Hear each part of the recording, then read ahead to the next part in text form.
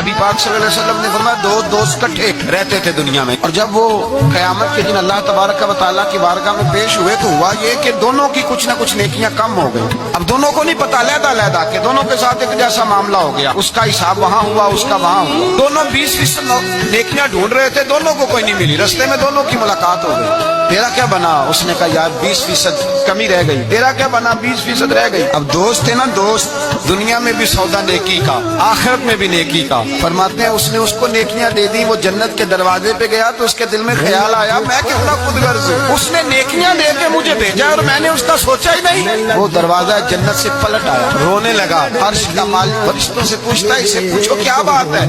اس نے کہا مولا مہربانی کر، میں دنیا میں بھی اس کے ساتھ رہوں، اگر جنت میں بھی ہمیں اکٹھا فرما دے، تیری شان رحمت میں کمی نہیں آئے گی۔ میرے مصطفیٰ کریم فرماتے ہیں اس دوست کی برکت سے اللہ دوسرے کو بھی جنت عطا فرما دے گا۔